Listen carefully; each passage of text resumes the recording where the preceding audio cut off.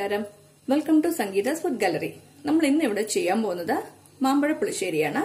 അതിനായിട്ട് 4 പഴുത്ത മാമ്പഴം എന്നെ എടുത്തു വെച്ചിട്ടുണ്ട്.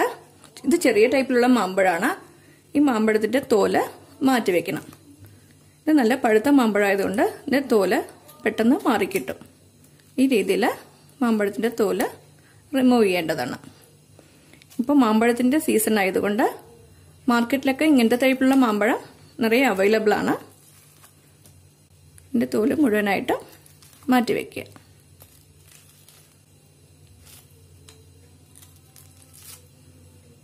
അപ്പോൾ മാമ്പഴത്തിന്റെ തോലൊക്കെ മാറ്റി വെച്ചിട്ടുണ്ട്.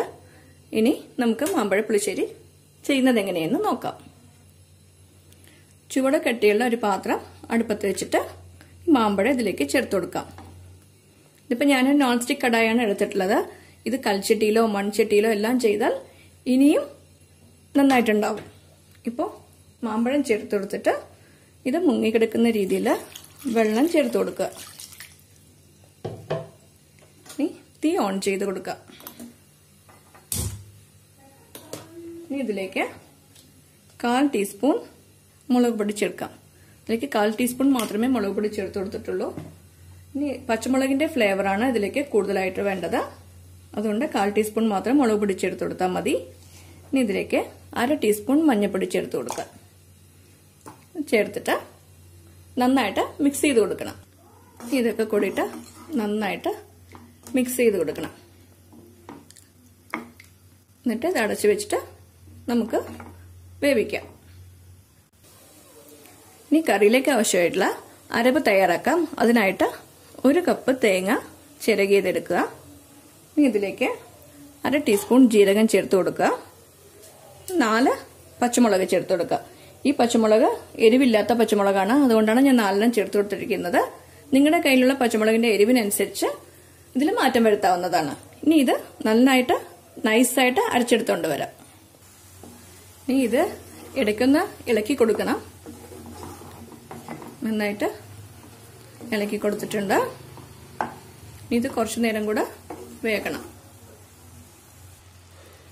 ഇപ്പോൾ ഇതിലെ വെള്ളമെല്ലാം വറ്റിക്കഴിഞ്ഞു. ഇനി ഇതിലേക്ക് അരച്ച തേങ്ങയുടെ അരപ്പ് ഇങ്ങനെ ചേർത്ത് കൊടുക്കാം.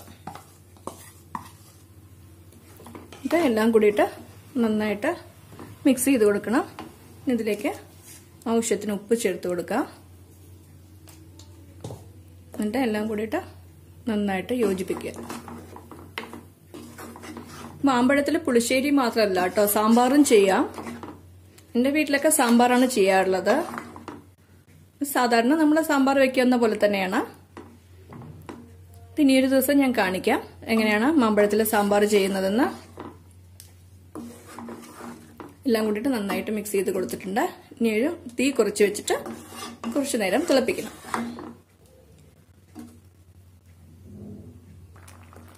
ഇപ്പൊ തേങ്ങയുടെയും പച്ചമുളകിന്റെ എല്ലാം പച്ചക്കുത്തൊക്കെ മാറിയിട്ടുണ്ട്. ഇനി ഇതിലേക്ക് 1/4 ടീസ്പൂൺ ഉലുവ പൊടി ചേർക്കുക. ഇത് നിർബന്ധമില്ല, ഒരു ഫ്ലേവറിന് വേണ്ടിയിട്ടാണ് ഇത് ചേർത്ത് കൊടുക്കുന്നത്. എന്നിട്ട് നന്നായിട്ട് മിക്സ് ചെയ്ത് കൊടുക്കുക. ഇനി ഇതിലേക്ക് 1 കപ്പ് പുളിയുള്ള തൈര് ഉടച്ചു കൊടുത്തിട്ടുണ്ട്. അത് ഇതിലേക്ക് ചേർത്ത് കൊടുക്കുക. ഇനി എല്ലാം കൂടിയിട്ട് നന്നായിട്ട് യോജിപ്പിക്കണം. ഇപ്പൊ തീ കുറച്ച് വെക്കണം. തൈര് ചേർത്ത ശേഷം തിളയ്ക്കാൻ പാടില്ല. തിളച്ചു കഴിഞ്ഞാൽ ഒരുപാട് വെള്ളം പോലെയാവും. അതുകൊണ്ട് തീ കുറച്ച് വെച്ചിട്ട് എല്ലാം കൂടിയിട്ട് നന്നായിട്ട് യോജിപ്പിച്ച് കൊടുക്കണം. ഇനി ഇതിലേക്ക് ചേർക്കേണ്ടത് പഞ്ചസാരയാണ്. ഞാനിപ്പോൾ ഇതിലേക്ക് 2 ടീസ്പൂൺ പഞ്ചസാര ചേർത്ത് കൊടുത്തിട്ടുണ്ട്. ഇത് തൈരിന് പുളി അനുസരിച്ചിട്ട് ചേർത്ത് കൊടുക്കണം. അപ്പോൾ മാമ്പഴം ഒരുപാട് പുളിയുള്ളതല്ല, അതുകൊണ്ട് ഞാൻ 2 ടീസ്പൂൺ മാത്രമേ ചേർത്തിട്ടുള്ളൂ. അപ്പോൾ മാമ്പഴം നല്ല പുളിയുള്ള മാമ്പഴമാണെങ്കിൽ കുറച്ചുകൂടെ പഞ്ചസാര ചേർത്ത് കൊടുക്കാവുന്നതാണ്. ഇത് പുളിയും എരിവും എല്ലാം കൂടിയിട്ട് ബാലൻസ് ചെയ്യാൻ വേണ്ടിയിട്ടാണ് പഞ്ചസാര ചേർത്ത് കൊടുക്കുന്നത്. ഇനി എല്ലാം കൂടിയിട്ട് നന്നായിട്ട് യോജിപ്പിക്കുക. ഇത് ചെറുതായിട്ട് തിളച്ച് തുടങ്ങിയിട്ടുണ്ട്. ഈ സ്റ്റേജിൽ നമുക്ക് തീ ഓഫ് ചെയ്യാം. ഇനി ഇതിലേക്ക് കാച്ചി ഒഴിക്കാം. ഈ ഒരു പാൻ വെച്ചിട്ട് അതിലേക്ക് 2 ടീസ്പൂൺ വെളിച്ചെണ്ണ ചേർത്ത് കൊടുക്കുക. ഈ വെളിച്ചെണ്ണ നന്നായിട്ട് ചൂടാവട്ടെ. ചൂടായതും ഇതിലേക്ക് 1 ടീസ്പൂൺ കടുക്, 1/2 ടീസ്പൂൺ വെന്തയം ചേർത്ത് കൊടുക്കുക. ഇത് രണ്ടും ചേർത്ത് പൊട്ടിത്തുടങ്ങുമ്പോൾ 2 വറ്റൽമുളക് ഇതിലേക്ക് ചേർത്ത് കൊടുക്കണം. ഇതിലേക്ക് കുറച്ച് കറിവേപ്പില കൂടെ ചേർത്ത് കൊടുക്കുക.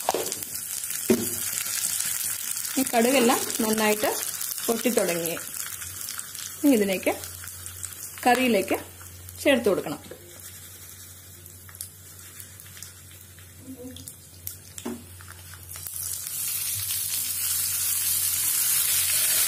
ഇപ്പോൾ നമ്മുടെ മാമ്പഴ പുളിശ്ശേരി തയ്യാറായി കഴിഞ്ഞു. ഈ റെസിപ്പി നിങ്ങൾ എല്ലാവരും ട്രൈ ചെയ്ത് നോക്കണം. ഇഷ്ടമായെങ്കിൽ ലൈക്ക് ചെയ്യാനും ഷെയർ ചെയ്യാനും സബ്സ്ക്രൈബ് ചെയ്യാനും മറക്കരുത്. Thanks for watching.